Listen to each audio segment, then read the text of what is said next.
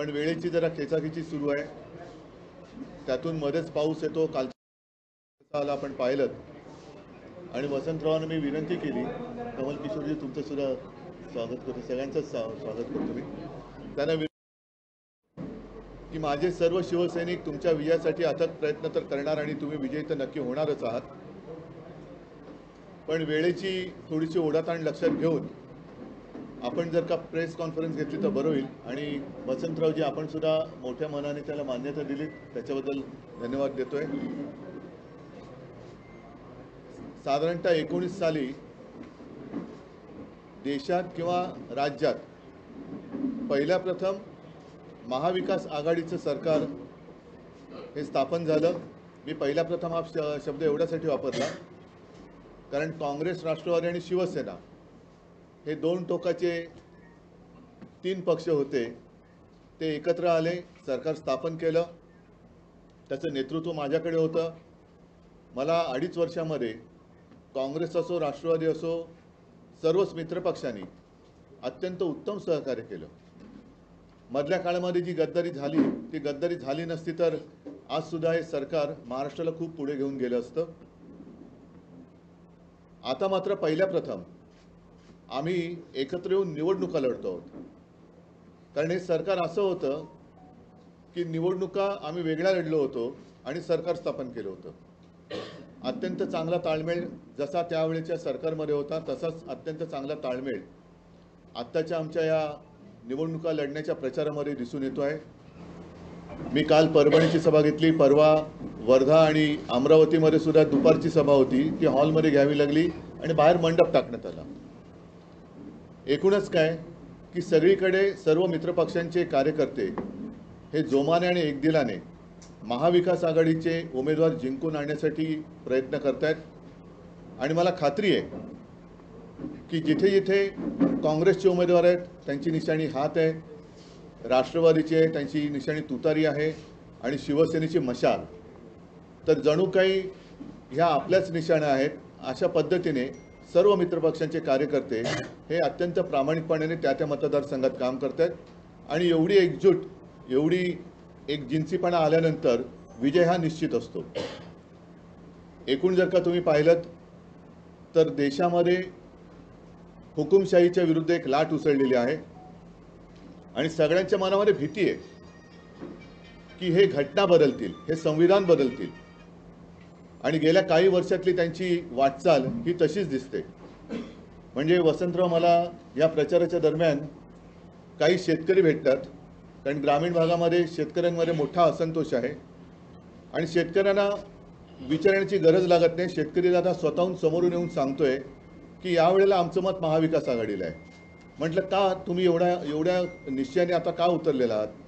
तर त्यांचं म्हणणं की एकतर महाविकास आघाडीच्या सरकारने आम्हाला कर्जमुक्त केलं होतं, इतर बऱ्याच काही गोष्टी त्यांनी मला सांगितल्या, पण सगळ्यात प्रमुख मुद्दा त्यांनी जो सांगितला, जो मला सुद्धा काळजाला भिडला, ते म्हणाले, अहो उद्धवजी, हे जे भाजपचं आहे मोदी सरकार, त्या मोदी सरकारने संकटाच्या काळात साथ देणाऱ्या शिवसेनेच्या सातबाऱ्याचं नाव लिहिलं, तर उद्या यांचं सरकार आल्यानंतर आमच्या सातबाऱ्यावरती दुसऱ्याचं नाव लिहिलं तर आम्ही कोणाकडे जायचं?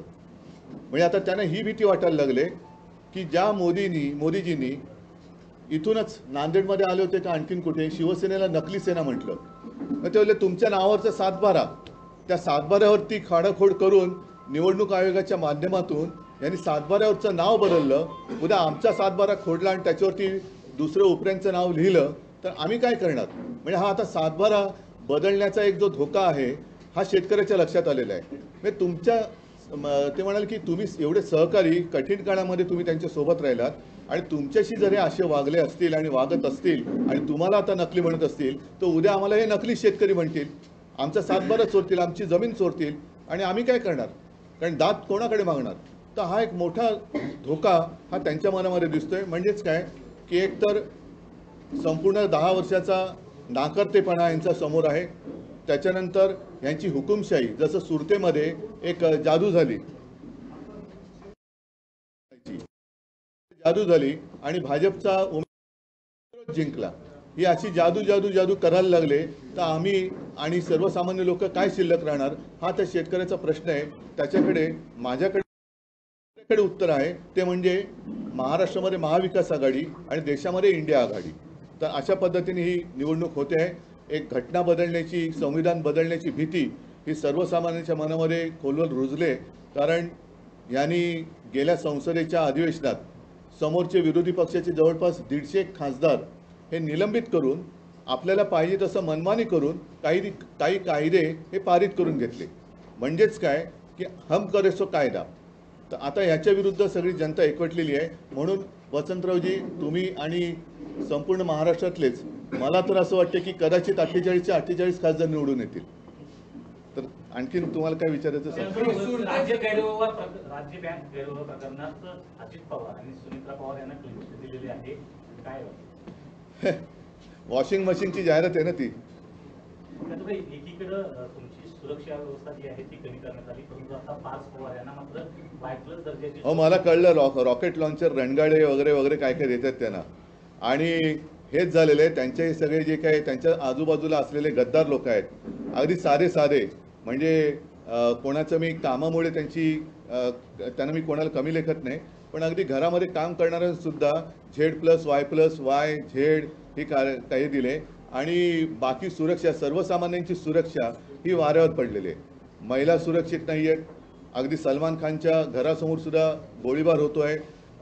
त्यांचाच एक आमदार गणपत गायकवाड, त्यांच्याच पक्षात कोणी ऐकत नाही म्हणून तो उद्विग्नतेने पोलीस स्टेशनमध्ये गोळीबार करतोय.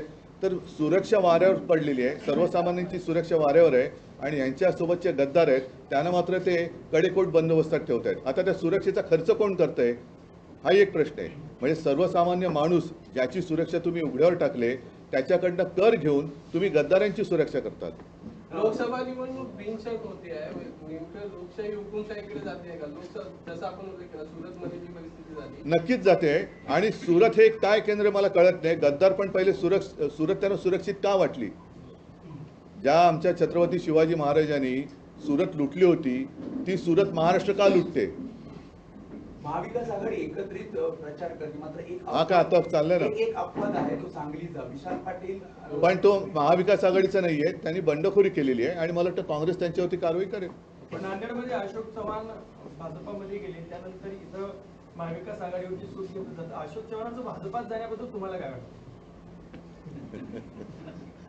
त्यांचे ज्येष्ठ सहकारी इकडे बसलेत आणि ते गेल्यानंतर नवीन चेहरे पुढे येत आहेत, जे आतापर्यंत त्यांनी वाट ज्यांची आडून ठेवली होती. काही जण जसं आमच्यामध्ये काही सुभेदाऱ्या निर्माण झाल्या होत्या, त्या सुभेदाऱ्या आता या निमित्ताने मोडून पडल्या. आणि उलटं अशोकराव तिकडे गेल्यामुळे काँग्रेसला आता नवं चैतन्य प्राप्त झालंय. त्याच्याचमुळे वसंतरावांचा विजय हा निश्चित झालेला आहे. कारण शेवटी असं आहे की हे मोठी झालेली किंवा मोठी केलेली लोक गद्दार झाली तरी जनता गद्दार होत नाही. जनता कधीच गद्दार होत नाही. 2014 मध्ये आणि 19 मध्ये नरेंद्र मोदींनी अशी शपथ घेतली होती की आदर्श प्रकरणामध्ये जेवढे आरोपी आहेत त्यांना आम्ही मध्ये घालू. यावरती आपलं काय? अरे माझ्यापेक्षा त्यांचं मत का नाही विचारत? मी काय मत व्यक्त करणार? जे तुमचं मत आहे तेच माझं मत आहे. म्हणजे हे खरं आश्चर्य आहे की त्यांनी त्यांच्या क्लिप्स आहेत, आदर्श नावाची सोसायटी निर्माण केली आणि शहीद परिवारांचा अपमान केला, त्यांची फसवणूक केली. त्या आदर्श घोटाळ्याचा निकाल लागलेला नाही. आता परत ज्या अर्थी त्या अर्थी असं जर का लावायचं झाला तर ज्या अर्थी अशोकरावांना त्यांनी भाजपात घेतले, अगदी थेट राज्यसभेत पाठवलं आणि त्यांचं बरंचसं कौतुक त्यांनी व्यासपीठावर केलं, तेव्हा तर त्यांनी कमाल केली की पुट्टपर्ती साईबाबांचा त्यांनी एक संदर्भ दिला, तिथे ओळख झालेली. आणि मोदीजी जेव्हा राजकारणात नव्हते तेव्हापासून शंकररावजी चव्हाण हे राजकारणात होते, पण एवढी मोठी पदं भूषवूनसुद्धा एवढी विनम्रता मी पाहिली नाही. तर ती विनम्रता पाहिली ती स्वतः जर का बाणवली तर अधिक बरं होईल. आणि याचा अर्थ आता असा आहे की तुम्ही जर का तेव्हा म्हणाला होतात की शहीदांच्या परिवाराला फसवलं, तर त्या फसवणुकीमध्ये भाजप आता सामील झाला आहे, असंच माझं ठाम आणि स्पष्ट मत आहे. मुख्यमंत्री एकनाथ शिंदे यांनी तुमच्यावर एक गंभीर आरोप केलेला आहे की घटनाबाह्य लोकांवर मी बोलत नाही. महाविकास आघाडीच्या काळामध्ये मला वारंवार अपमान व्हायचा. महाविकास आघाडीतले मी घटनाबाह्य लोकांवरती मी बोलत नाही.